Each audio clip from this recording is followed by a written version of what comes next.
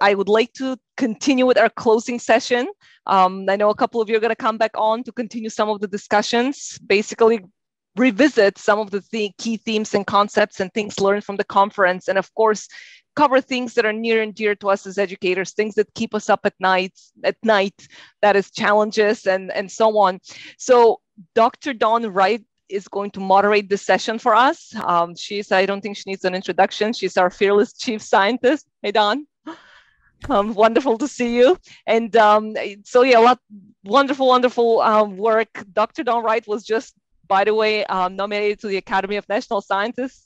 So congratulations for that election.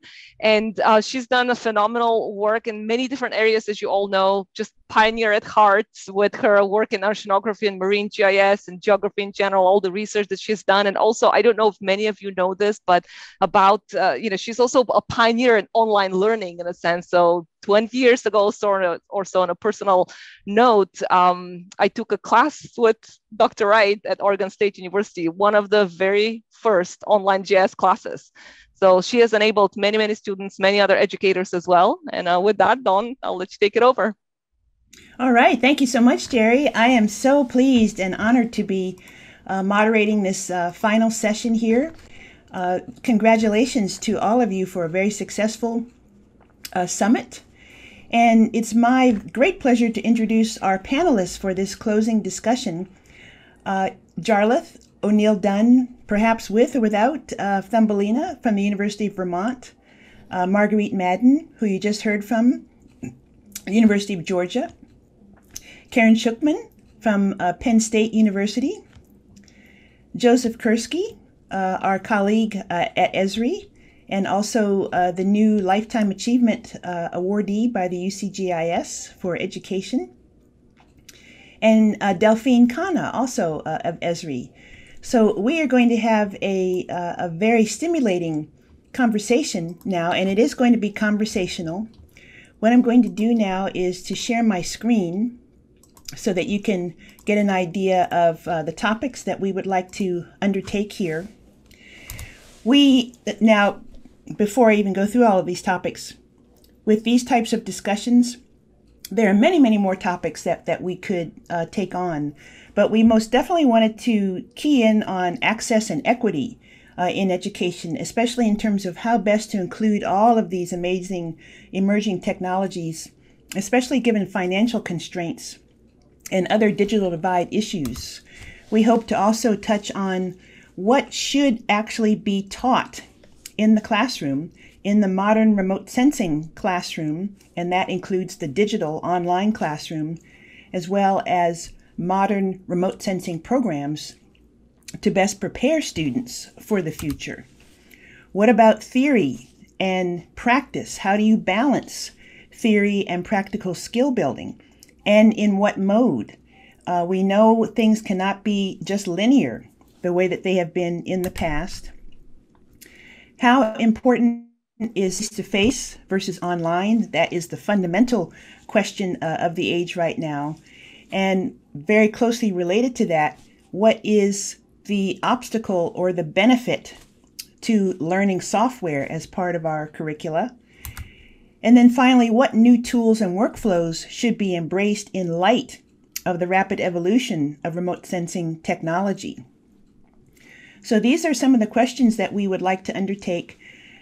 I hope that we will actually branch off into other topics that interleave with these questions. We have about an hour for this engaging discussion.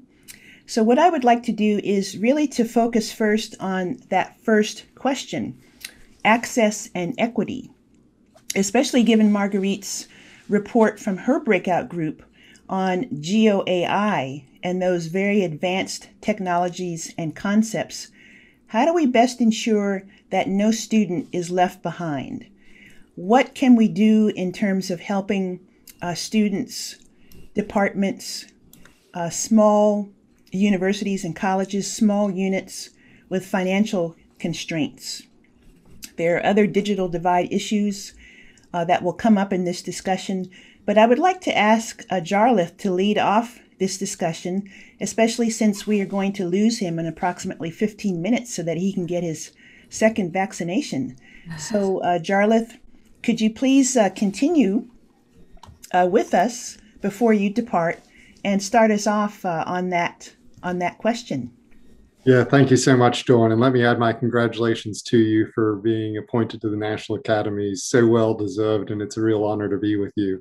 And I think COVID-19, for those of us in education, we found that the equity issue really surfaced quickly, right? We maybe had to move to online teaching, and we saw situations in which students with the fancy laptops or the money to buy computers could suddenly run the software we need. And our university, this was helpful because it forced us to move to virtualization. And the virtualization, what it allows us to do is it really allows students with any computer to log on anywhere and have access to our full suite of geospatial technology that they need to complete their assignments. And I think at the same time, we've seen many of the Esri technologies move into the cloud that I think will improve our access to the tools that our students need to complete their assignments and remove many of these equity barriers that have existed for such a long time. They'll still remain. There'll be things around bandwidth. There'll be things around building those virtual systems, but I do think we're getting closer so that we can improve the use of geospatial technology in our classrooms among all of our students. Great, Jarlath. How about the other panelists? Anything to add to that? Marguerite, especially given your breakout group that you've just reported on, thinks a lot of salient issues there. Yes, I would just, we had a similar experience here at UGA, and I would add to that a positive outcome of this pandemic is all the internships became remote. So for example, we're a node for the NASA Develop program, and the diversity of our participants was so exciting. People who never would have been able to move to Athens and be here for 10 weeks for an internship were able to participate. What I have found that I'm building the rapport with individuals and having them connected with our university through an internship, which is, even if it's remote, then they have assimilated into our graduate program. So we have had at least 4 or 5 new incoming students coming as a result of that. So I think that we'll be seeing more opportunities and more diversity because of our online cloud processing and VPN capabilities. Mm-hmm. That's excellent, Marguerite. And I liked what you had to say about internships as well, because that brings us to the idea of relationships between students and faculty, industry providers or government providers or nonprofit providers who are employing or taking on our students in these internships, which is another means of access and equity as well. And so, Karen, I wondered if you could comment further on that, because you've had some wonderful things to say about this idea of relationship building within these rubrics. What are your thoughts? Sure. I want to make one comment on the prior topic, if that's okay. Just with respect to the equity and so on. Just that, I've been teaching online for a long time, which does then flavor my opinion about developing relationships, which I'll get to. But we also have to, I've experienced for all this time teaching online that we do have times when we have students who they can't maintain internet access at all times. So as we think about moving more things to the cloud and moving more virtual, using more virtual machines and that kind of thing, also bear in mind that we need to maintain some level of teaching materials, I think, that can be utilized in an offline situation. I find that we have a lot of our students are in the military and end up being or they're in secure environments, and they end up not being able to have the kind of internet access that we're talking about as, providing more of these resources. So just note on that. But to the question that you asked about relationships, I think, my point was that, we learn a lot from reading material and going through tutorials and so on and so forth. And, a lot of us are, especially now, learning more and using more teaching resources by finding things online and pulling them together into a curriculum or a course, and, relying on those bits and pieces to sort of pull together a coherent course or a coherent learning experience. But, we need to be aware of the gaps that get left behind as people learn through assimilating all these bits and pieces. They might miss concepts or not even realize that they've missed a concept. And that's where the relationship between, the instructor and the student, or either relationships between students, becomes kind of important. That when you have conversation, or you look at each other's work, or you share ideas about how to solve a problem, you bring more of that to light. So, we've all been challenged in this virtual environment to try to replicate the kind of relationships that we're used to having in a face-to-face classroom. I've been teaching online for 15 years, so I've always been forced to develop relationships online. And I think it is very doable, but it's different. I think that the pandemic really removed a lot of everyone's attitudinal barriers to forming long distance relationships.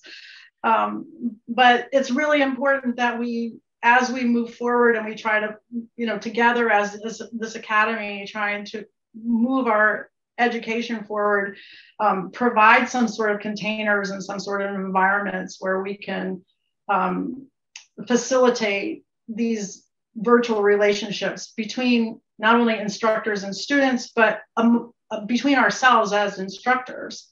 I don't want to go on too long, but I think, and the one other thing I said was that, more than having all the right answers all the time to the questions that are asked you, it's probably more important ultimately to know when you don't know the answer and have a resource, have someone to go to, a colleague or a friend or a mentor. And we need to make sure that we provide ways to continue that kind of relationship building as we go forward, trying to master all of this technology. Mm-hmm. Excellent, Karen. Thank you so much, because there are so many things there that will sprinkle down into the rest of our conversation throughout this closing session. I want to give my Esri colleagues, Joseph and Delphine, a chance to respond to this access and equity issue as well, because for us at Esri, this is paramount. So I'm sure both of you have terrific input to give there. I'll let either one of you chime in on this and make sure that the other colleague steps in as well. Okay. Go for it, Delphine. Okay, thanks. First of all, I wanted to say that I got my EGS master's a few years ago at Penn State in the Karen's program and with the virtual campus, and I thought it worked really well. So just wanting to mention that. So this is an issue we definitely hear a lot about in the LearnRGS team, and so definitely the point that Karen made, that it's not, so yes, it can be a problem of not having the processing power on your machine, but it can also be a question of bandwidth. So I'm not sure there is like a one size fits all. I do think that as we are seeing, especially more and more abilities to do processing of remote sensing in the cloud, it's going to be really great. But we also try in our lessons to sort of make a balance or offer a variety of lesson types, and having simply data sets that you can download ahead of time and, maybe take a long time to download. When people are face-to-face, like not in a pandemic kind of situation, but it can also be possible for people, let's say, in the developing world who don't have great bandwidth, even in their lab on the university, to download all the data ahead of time. And then this way, maybe it takes the whole night, but then the students can actually access it in the lab. So that's another aspect. So definitely thinking about all the different ways in which there can be limitations. Mm-hmm. Yes, I think this is really going to be exciting, especially as we develop our Kubernetes technology with that idea of containerization. which can be transported from location to location, and the idea of an intranet of sorts, as well as an internet. Joseph, what do you think about that, especially with all the many ways that you provide access to marvelous teaching resources? Well, thanks all. I think this discussion speaks to a couple of things. One, we're teaching with an inquiry-based method, right? GIS has always been a thinker's tool. It's inherently more difficult and challenging than, frankly, just asking your students to memorize a big block of content and regurgitate it for the test, right? That's all what gives us this sort of, that makes us twitchy about education. We don't want that. And I think it speaks to the resilience of the remote sensing, geotechnology education community, that we are creative in the ways that we adjust as we get challenges thrown at us. And a personal story on that, Ken Serena and I were working with some students at UC San Diego a year ago when all the disruption first happened. These were data science students. So of course they wanted lots of variables, they wanted tessellations and lots of other things. But speaking to Dr. Schuchman's point, they knew that we were all about their learning. And so we had this relationship with them. And so when we made adjustments to when they went off campus, and like all of you are talking about, you know what's coming next, it's bandwidth issues. Some people went back to other countries to continue their education that semester.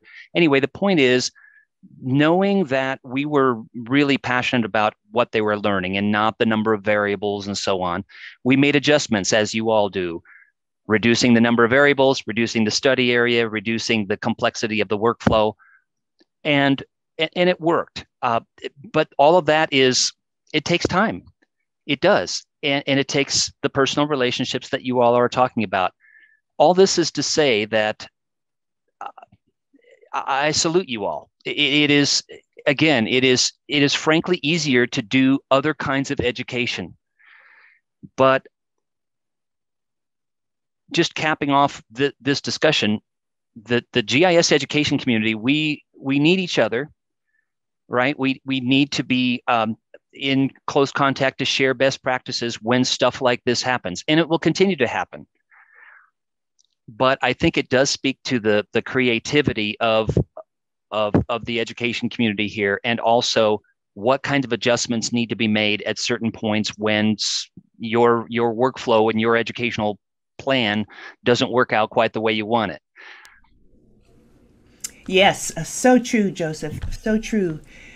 Speaking of adjustments, we are going to let Jarlath depart from us now, as much as we hate to do that, and with Thumbelina as well. Go well, Jarlath. Be healthy. Thanks so much. Really enjoyed being with you all. Thank you so much. And so I also want to continue on because, Joseph, I really appreciate the point that you made about this takes work.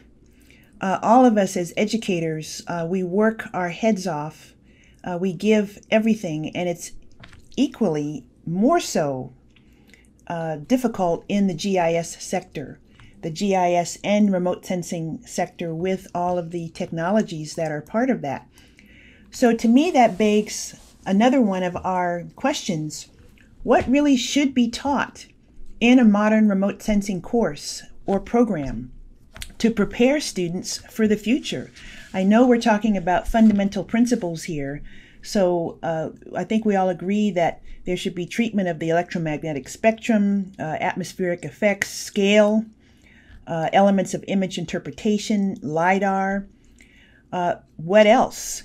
Digital image processing and analysis, spatial statistics, programming, drone image LiDAR data acquisition, management and analysis, 3D, 4D, others. Given that we have limited time, many of us have limited bandwidth in terms of our teaching loads. What is the silver bullet? And I'm saying that facetiously because there is no silver bullet, of course. But who would like to jump in first in terms of what should be the content? What is the way forward there? I'll just add one thing to the list that you already, which was quite a list. But being a photogrammetrist, I would add elements of positional accuracy or the spatial characteristics of data. I think that gets really, there's a lot of, there's a lot of assumption, we just assume that data is positionally correct.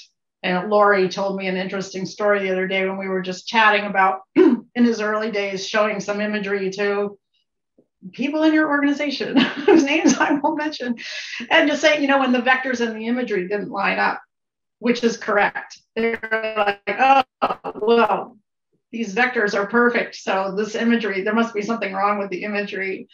And the more we get into data fusion and so on, and the more detailed and high resolution the data gets, it's really important for people to understand principles of, spatial reference systems and the internal positional accuracy of these data sets.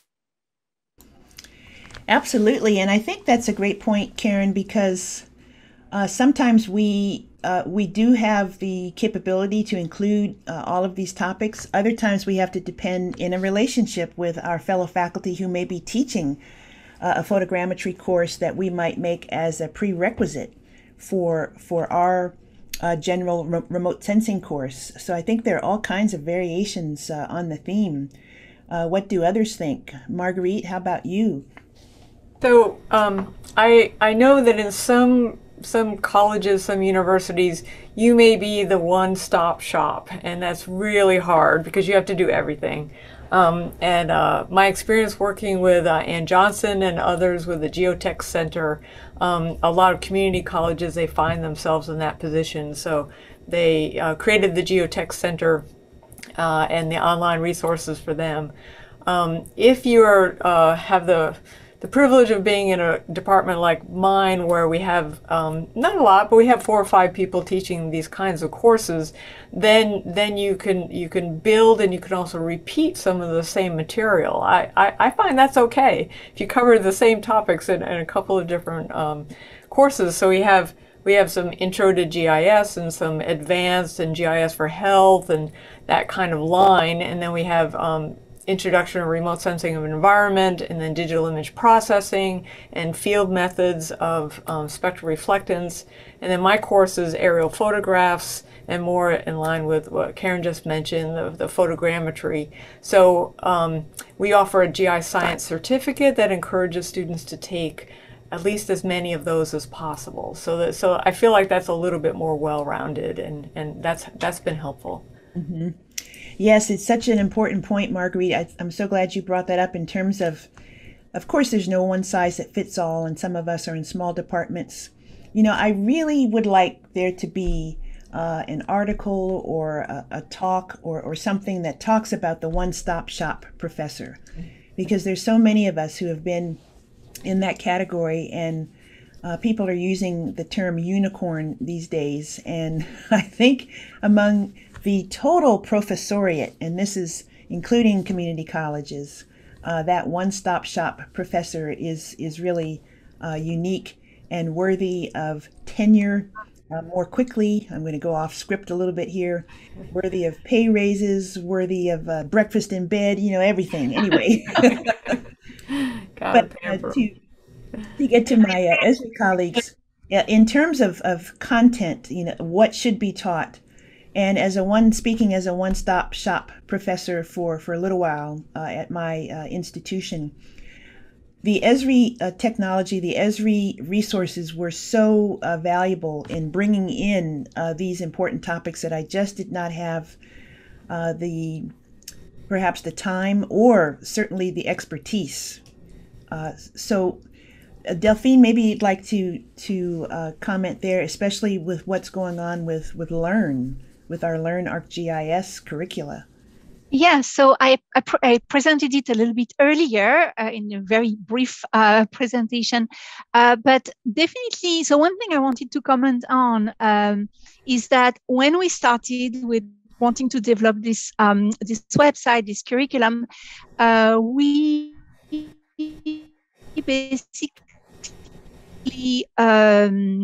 did a curriculum analysis, CTs.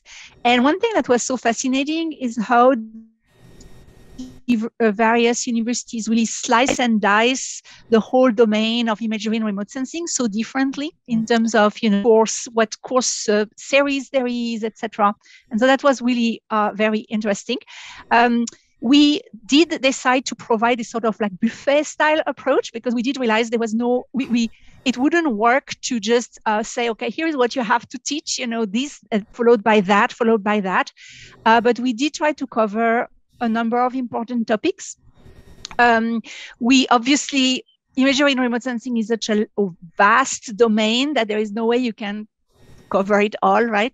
So we did try to choose some salient topics, and we did try to create some kind of balance between sort of the fundamentals of like how do you work with indices and band combinations and things like that. We do have, for instance, talking about image classification. How do you assess the quality of image classification? Things like that, but also try to offer some intro level workflows on how do you work with LiDAR and create some interesting 3D visualization, or how do you work with drone imagery, not creating the flight plan yourself, but once you have the imagery, actually working with it and doing some interesting analysis with it. So trying to find this balance is the perspective we took, and hopefully the higher ed community will find it useful, and we definitely would like to get your feedback. And perhaps one last thing I'll say is that no, I think I'll stop here. We're looking forward to getting your feedback on this balance and trying to have a bit of proposing a variety of things. That's great, Delphine. Thank you. And what I love about that project is that it's going to evolve. It's going to change and grow and be ever so more valuable to various aspects of our, I'll continue to say, professoriate across the community college to the 4-year university spectrum, and to other professional programs as well. And to that end, Joseph, I wondered what your perspective is on this, given that you, of course, are with us and work for Esri, but you are also a functioning professor who teaches courses at, how many universities is it? 5 or 6? I know you're at the University of Denver, but there are other places where you are actually teaching, a teaching faculty member. So what's your perspective there on what should be taught? Well, thanks, Dr. Wright. I mean, many of my colleagues here at Esri, we, like the community that's in the conference today and yesterday, we love teaching, we love interacting with students. So we're very passionate about it, and I'm happy to be a part of the community as well. Dr. Wright, I keep thinking that there was an article called Lonely Geographers. Now, it was just geography professors, but it was geographers that were in universities as the only geographer at the university. This is going way back. This was in UBEAK from the American Geographical Society some years ago. I can't even find it online. I was just doing a search. But anyway, but your point is well taken. I think we need to dust off maybe some of those ideas in that article if we can find it, and someone write an article about the lonely geotechnology professor. I think, especially in these modern times, that would be very instructive, the challenges that they go through. Okay, so to your question, first of all, I think that my impression on this community over these years is we all really love creating our own curriculum. That's one of the reasons why we got into education. It's that creative process, and that's going to continue. However, this came up in our Ed Summit last August, the Esri Education Summit, where a couple of faculty were saying, is it less noble of me to actually use some of the resources, for example, that Delphine's team have created? And a number of us, Jerry and I and others, responded by saying, no, it's no shame on you as a professor to use these resources. Number one, because of some of the things we've talked about in the last 2 days. With the variety of tools, it is vastly different from those days that some of us remember when there was kind of one way of teaching geotechnologies with some variation, but there was sort of a pathway and a set of resources. And now we've got this, I mean, I'm thinking about some of the slides that were shown today, this plethora of tools and resources, and we can't do it all. We shouldn't do it all because the students will just get this mini bite-sized gluten-free piece of each thing. And so we have to, of course, look at our course objectives, program objectives, university objectives, and pick and choose what will be the most valuable for the students to learn about.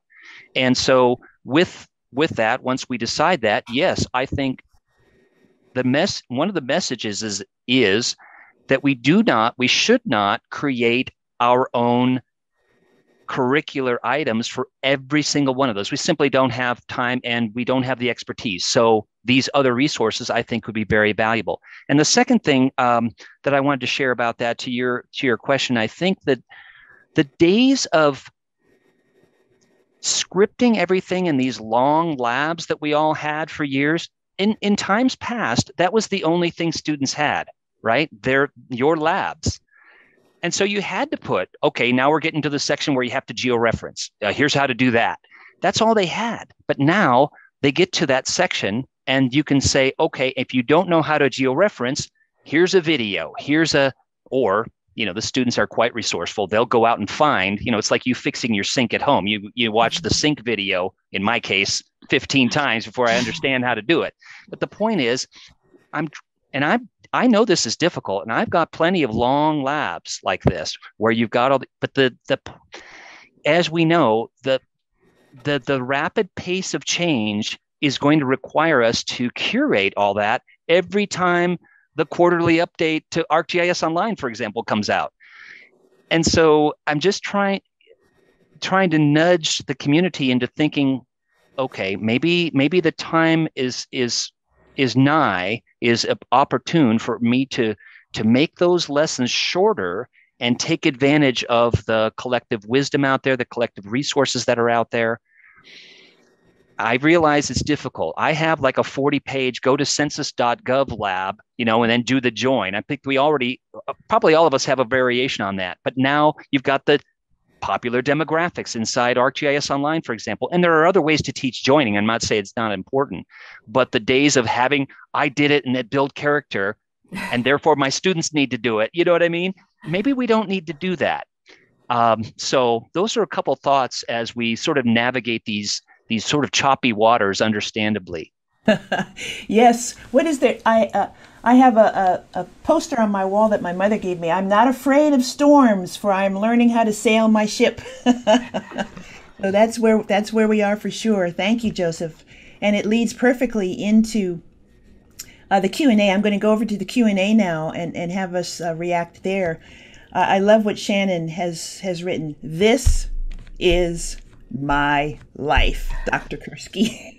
So that she definitely, it definitely is resonating. And our venerable past president of the UCGIS, Karen Kemp, says and this should also be a poster on the wall. The most important thing to teach your students is how to learn for the rest of their lives. And so that's regardless of the topic. So thank you, Karen, as always. And George has mentioned here that map accuracy assessment is an important topic to cover with students, for sure. Peter asks, very wisely, should we actually revisit the geospatial technology competency model to incorporate new technology? And I think part of that is also the UCGIS GIS and T, Geographic Information Science and Technology body of knowledge. Any thoughts from the panel on revisiting either the competency model or the body of knowledge? It's been a while since it's been revised, because I recall participating when David DiBiase led that, and it's been a while. And I know even at that time there was there could I think a lot of us in the remote sensing community felt like there could have been a more robust treatment of remote sensing. And so yes, I think of revisiting that would be appropriate, and also including more things that are relevant to UAS as well. Mm-hmm. Yeah, I do remember also how much work that was. So, you know, it's been through it a few times, and I don't know. I would love to, if there was some new fresh people who want to come in and, you know, work on that, and you know, maybe it is important. So maybe if there was some funding, you know, to help support that initiative. It's, you know, it's used internationally. It's really important. You know, based on a lot of interviews, a lot of data crunching, you know, talking to people, what do you do in your job, and what do you need to know, and it's changed. You're absolutely right. Well, you know, there's so much going on, and I see here. Thank you to Roberta, because she has just reported that the Geotech, I'm assuming this is the Geotech Center, has just prepared a survey that does address those competencies, and it was distributed this morning prior to the upcoming meeting. So we'll definitely thank you, Roberta, and we'll definitely look forward to that as well. Yeah.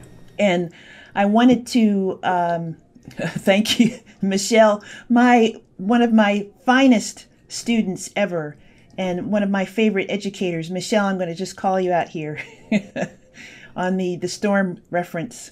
I am not afraid of the storm because I am the storm. That's right, Michelle. Good shipmate. So I'm going to, I want to go up to Sumit, if I'm pronouncing your name correctly. Came in very early with a very nice insight. The learning of geospatial technologies has a major component of active learning and peer-to-peer learning based on group inquiry. In my experience, Esri has always excelled in such learning, but now in the remote learning, it is quite a challenge. So maybe Karen, since your teaching is it's exclusively e-learning, did you mention? What are your thoughts on that, active versus peer-to-peer?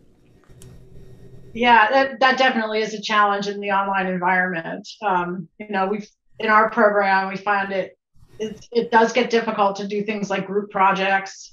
We try to have peer review of certain, you know, peer-to-peer review of certain products, like as the students develop their individual projects throughout the semester. We have but it's mostly asynchronous, you know, because we have people that are in literally like time zones around the world all participating in the same course. So yeah, that is definitely challenging. But I think people are just, you know, people have gotten so much better at it in this last year. And, you know, spending time in Zoom and getting a lot more comfortable with the collaborative tools to do peer review or peer-to-peer collaboration. And Marguerite, at the University of Georgia, how is it there? Because I understand that there's a mix of online and when campuses are open from the pandemic, face to face. How is it there with the active and the peer-to-peer, with that mixture? So we have always been a hybrid instructional model, but very few students came into the classroom in the fall, more in the spring. So it was more virtual, and one phenomenon I noted, because I wasn't ready to change all of my exams to be online. So I gave everybody projects. So everybody in my 2 classes were doing group projects, and they did have to interact virtually. Turns out every professor on campus probably did that, and they were all overloaded with projects. But another thing I observed with the NASA Develop groups is that they found ways to be able to do somewhat of a peer-to-peer. It wasn't the same as being face-to-face, but they would leave their teams or their chats open the whole day. So if they're working for 4 or 5 hours, they knew they were virtually connected and would just have to speak up or send a chat. And so there was always somebody there to answer a question right away. So they built their team rapport that way. We started every day with a check-in and a geo quiz. At the end of the day, we would do some silly drawing games, finding out what's your favorite X. So we got to know each other a little bit that way. It wasn't the same, but we were trying. Yeah, that's great. Boy, y'all are making me want to go back to the classroom. I want to go to Andy's statement and question here, which I think will be good, especially for Joseph and Delphine to perhaps take on at first. Andy says the data needs to be relatively local to the software for ARC to be functional. And even with high-speed connectivity, pulling data from, example, a Google Drive for desktop to use in a local or a cloud application seems too slow. So, for example, 30 seconds to load a layer. Any other suggestions? So the idea of the data accessibility. Joseph, I see that you're nodding as well as Delphine, so both of you take it away. Go ahead, Joseph.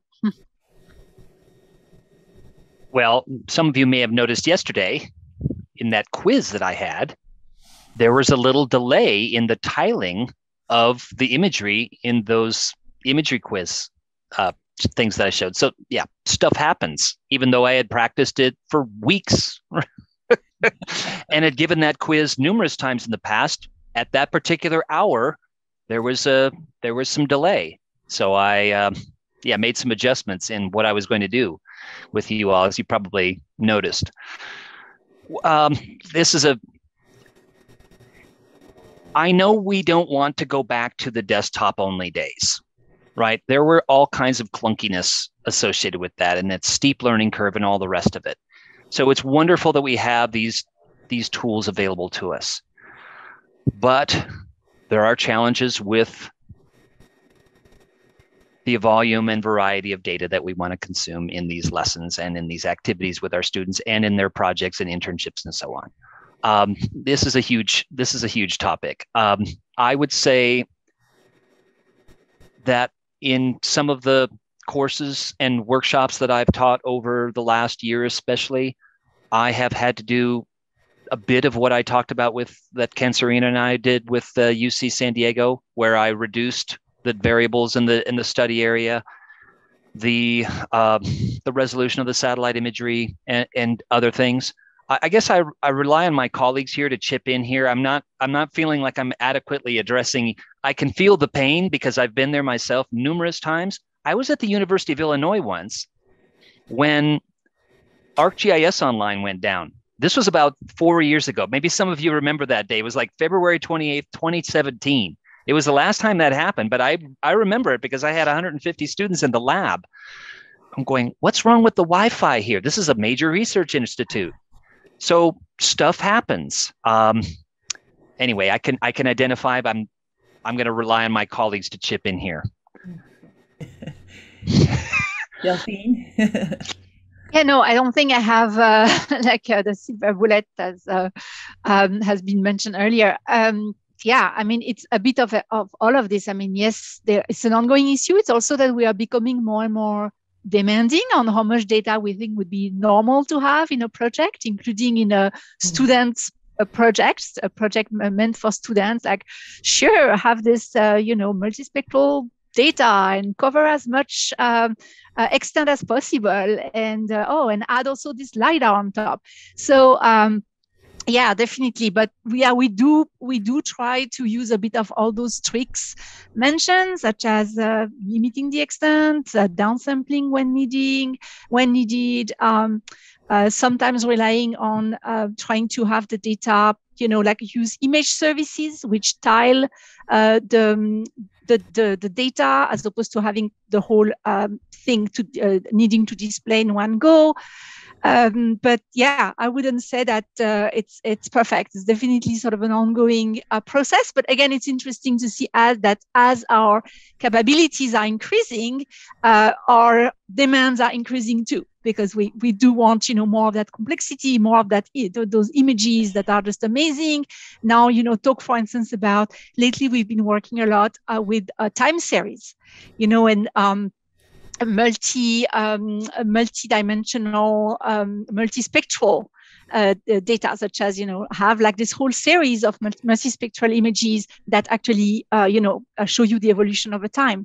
So yeah, we are definitely being more and more demanding. So that is a challenge. Yes, excellent point, Delphine. Excellent.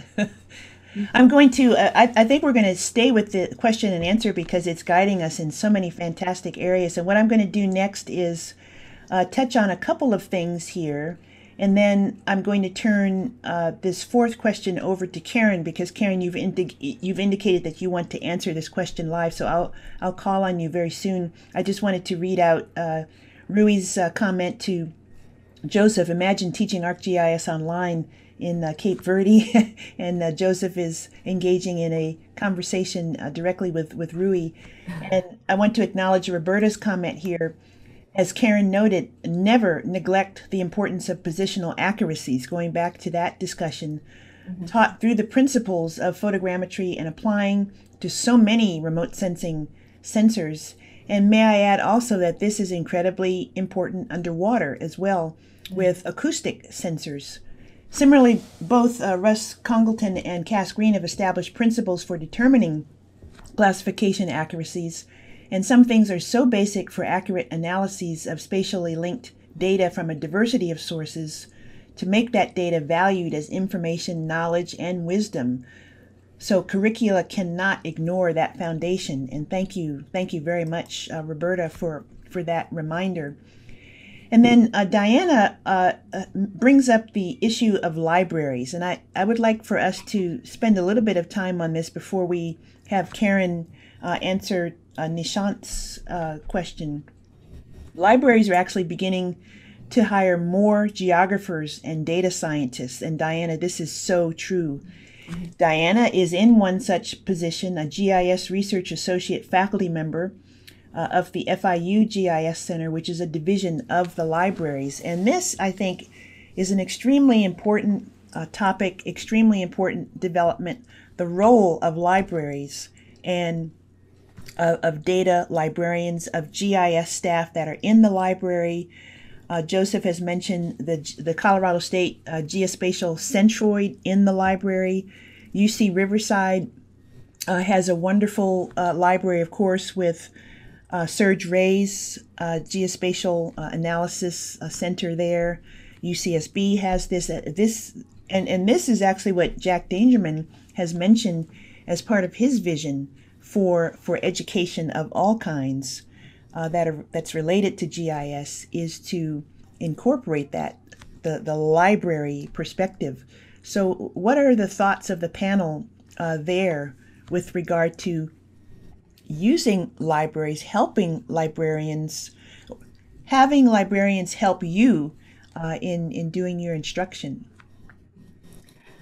So I really am really glad that Diana brought this up, because it's also given our graduates an alternative to going into a typical tenure track position. And we had a very wonderful, talented PhD student who graduated, Doris Scott, and she had built up a relationship with our library through GIS Day. So we have some GIS capability in our library. The library partnered with geography to put on GIS Day, and we did it successfully for a few times. And then Doris went on to have a position similar to Diane's at the University of Washington in St. Louis. So she's there now and really enjoys it a lot. They also have all the historical aerial photographs and maps, so I always bring my class there to hold some data in their hands, some imagery in their hands, because I think that's important too, to see where all the digital imagery comes from. And I think it's a nice development now that libraries are actually teaching courses, short courses as well. Delphine, did you have a comment to that? Yeah, I wanted to say that it so happens that in a former professional life, I actually was an academic librarian. That's right. On the tech side of things. And so I absolutely love libraries, and I believe they are very, very important in terms of data literacy in general. That is, they are really at this neutral place on campus where everyone can come. That is not just people who are, registered in the GIS program or a data science program to learn sort of the basics of working with data, essentially. And certainly GIS style data is one type of data, and then they would be, working more like with textual data, etc. And this notion that libraries see it as just a development of their mission. Their mission is to give access to information. And nowadays, accessing information is not just taking a book on the off the shelf and reading it, but it's actually taking, among other things, data sets and actually making sense of it, which obviously has to be done with tools, has to be done with methods. And so I'm absolutely 100% a supporter of that, because I do think that while departments such as geography departments or other departments that teach GIS on campus are doing a fantastic job, but I see it as really a way to give like the breadth, like reaching more people, and maybe some of those people will go on to actually doing a full degree or certificate in GIS. So definitely, yes, 100%. And also, I believe, and maybe Joseph will tell us a bit more about that, but that our education team here at Esri is trying to develop more of our connection with librarians who do GIS and connect more with them and support them more. Absolutely. Yeah, absolutely. Oh, sorry. I'll just add that Penn State also has we have a map library in our librarian who's very, very accomplished in the area of GIS, and he's published or presented a paper last year at the ASPRS conference, and I know he presents papers at librarian conferences that talk about geospatial technology. But he's actually they've asked me to consult on a project to help them orthorectify old NHAP imagery for the entire state of Pennsylvania to distribute through the library system as one of their part of their historical archives. And that actually led me back to talk to your ortho development team, because they needed a way to do that orthorectification they didn't have the money to invest in an expensive photogrammetry production software. And they also needed some software that was accessible enough for student interns who work in the library to be able to do the digitizing and control selection and so on. So it was a great collaboration, and I think it ended up actually giving your ortho team came out and spent a couple days with us at the library, and I like to think that made some contribution to the ortho mapping product that's now in ArcGIS Pro. So. We love it. Joseph or Marguerite, did you have more to add? I think Joseph did. Well, I'll just add a couple of brief points here. First of all, one can think of the goal of the imagery geotechnology community in maybe two ways. The deeper implementation of GIS and spatial thinking and remote sensing in education, the whole notion of the platform, the system, the field tools and the analysis and all the things that we've been chatting about the last 2 days. That's the deeper. In other words, it's not just teaching version X of software Y. And then the second part perhaps could be thought of as the wider implementation of spatial thinking and geotechnologies in the academy, of course, in schools and community colleges throughout the educational academy, writ large. And the broader part is, as well as the deeper part, but I'm thinking the broader part now is really one of the great roles that these geospatial librarians are playing on campuses, because they're all about breaking down departmental walls. I mean, we all are to some extent, but they are, tasked to do that, work with all kinds of different programs on campus. So it's great working with them.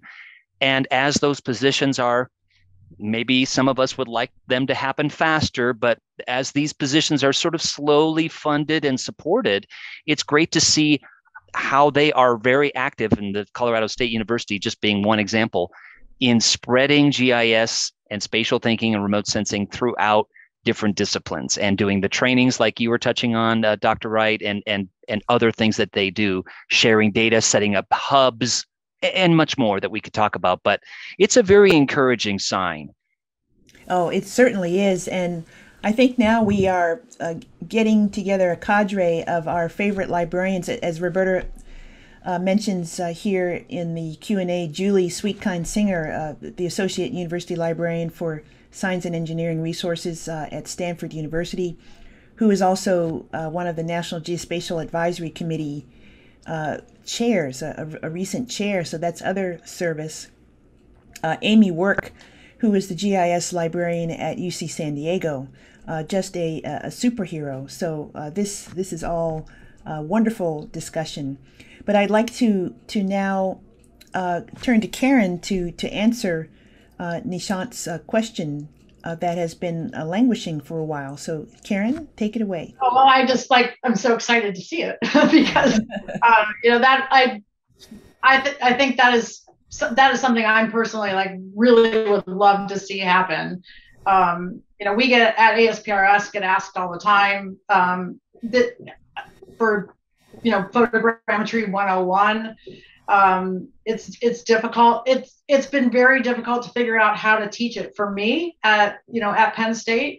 For 15 years, I've been trying to figure out how to teach photogrammetry to students online without the math, so to speak. And again, finally I have the ortho workflow within ArcGIS Pro, which is it enables me to put students through the workflow. So I'm definitely very interested and would love to help coordinate something like he suggests as a master program in photogrammetry. Absolutely, please. And I just have a chance to mention this because I know the time is getting short, but I did, Dawn, in my email to mention that something I would like to really see come out of this summit also is clearer opportunities for how we as instructors continue to learn and continue to develop our skills in ways and be able to participate or collaborate with you all as you develop more and more teaching tools. And I know, for example, Penn State, I don't know about other educators who are out there right now, but for those of us who are been teaching faculty, Penn State is just starting to look at the idea of sabbaticals for teaching faculty. And I think, personally for myself, if I was able to do that, I would really love to get involved, and be able to get integrated and embedded into a group that really has all the resources to produce wonderful teaching tutorial materials.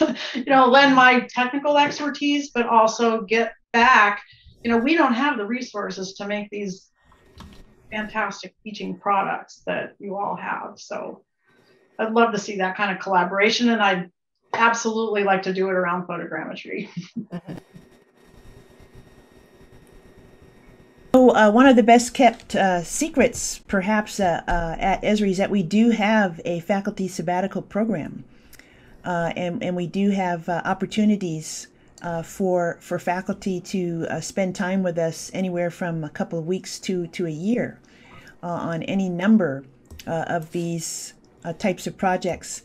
And as time allows, I will put the URL to that sabbatical program in the chat so that people can see what is involved there. And Karen, your comment is a perfect segue to the 5 minutes that we have left. I would like for us to use the 5 minutes, and noting also that Melanie Sutton will make sure that your comment for Delphine is delivered directly to her. And for our last question, how can the remote sensing education community work more closely together to indeed take action on these and other items that have been discussed during our closing plenary, but also during the entire conference. And let me emphasize that this closing plenary is a beginning. This is not something where we've had our nice discussion and then we're going to go off to our separate worlds and continue our work. We're certainly going to do that, but this is really to begin a community, to continue this discussion, to build this academy. And so and in fact, one of the ideas that Joseph brought up was that this closing plenary group might do an article or a blog or communicate the substance of what we have talked about here, because it's been so very rich. But what are some ideas that are floating around in your heads, in your brilliant heads, dear closing panel, in terms of, should we create an online forum or a website within Esri? Of course, we should connect with professional societies such as ASPRS, AAG, AmericaView perhaps. How can we best reach out to remote sensing instructors at universities and institutions with links to this summit recording and to new tutorials? What about a mentoring network? And Karen, I believe this was one of your ideas, for aspiring remote sensing professionals who are operating outside of traditional academic environments, or other ideas? Or would you like to say yes to all? Maybe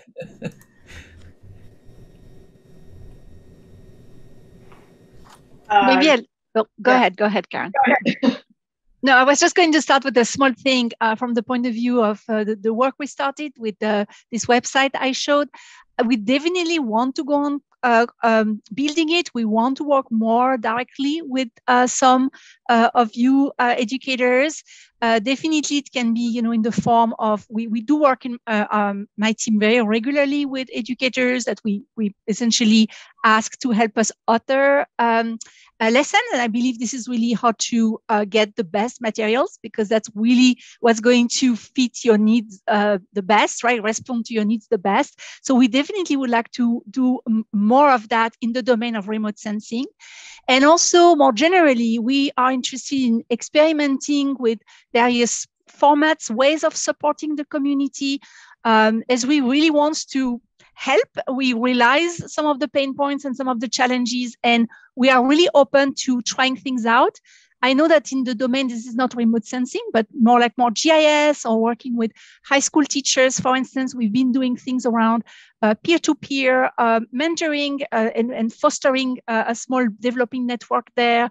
We've also been participating in some pilot programs with some specific universities. So just wanted to say that we definitely are very interested in sort of those next steps. Wonderful. Thank you, Delphine. Some other comments from our panel? I just wanted to say, when you said yes to everything, that it sounds wonderful. I guess for me, it's carving out the time. And so it used to be wonderful to go to a conference, ASPRS or UCGIS or AAG, and then you're removed from your home setting. You go to a session, get inspired, grab the person afterwards and go have a coffee, that kind of thing. If we could formalize that somehow, even in a virtual world, I think that would be wonderful to learn from each other. Mm-hmm. So agree. And I think that's a wonderful point on which to end. And thank you, Nishant, for your comment that you would like to be part of an initiative to develop structured course content and a centralized library for all educators that will be part of these activities going forward. And again, the emphasis is that this is really the beginning of a beautiful relationship. I just saw Casablanca, so I still have that on my mind. If you get the veiled reference there. At any rate, we look forward to moving forward with all of you, and I am so very happy to have been able to moderate this very rich discussion. This was an awful lot of fun. So I want to thank again Jarlath O'Neill Dunn, who had to leave us early, for his rich contributions to the planning of this discussion, as well as starting it off. Marguerite, Madden, always a pleasure. Thank you so much. Karen Shookman, it's been my great pleasure to meet you for the first time. And I'm so very, very glad that you were part of this discussion as well and made it even richer. And my dear colleagues, Joseph and Delphine, always a pleasure.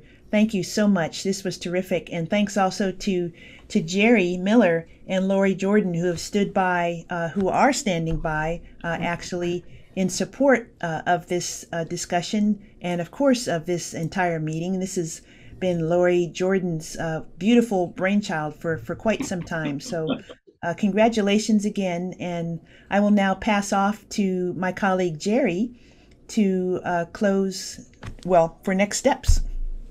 Absolutely. Well, thank you, Dawn, and thank you for joining us again amidst many things happening. And I know you do have to run to another keynote that you're giving in the 12, 13 minutes. So thank you for leading us through this wonderful panel discussion. And again, special thanks for our colleagues from the community that were here. So Karen Shookman and Margaret Madden and Tommy Jordan and Jarlath, he went to get his vaccine. But you guys have been phenomenal in terms of helping us craft this event together. So again, special thank you to all of you and all of our colleagues at Esri that were part of this event. So at this point, we will share just a couple of next steps. Of course, all these discussions, we're hopeful to, and we'll look forward to continuing all of them. We earlier shared a number of resources, and again, we'll continue to add more and more to that. As we've mentioned a couple of times, the proceedings, all the recordings, the slides, the URLs, they're going to be part of the proceedings as follow-up from the conference. You can always reach out to us. There's lots of folks that are here to help and support your work. And of course, we're already thinking of what's next, particularly for this group, for this Cemetery Summit, as Lori spearheaded it and initiated it 2 years ago for the first time. It was more, only a couple of hundred people. We expanded it, and then we'll look forward to even expanding it more and hearing some of your feedback from this event and what we can do to improve it and to make it better. It would be wonderful. So you will see a survey come after the conference. We'll very much appreciate all of your thoughts, your comments, or just email us and just let us know what those are. So Lori, would you like to add more?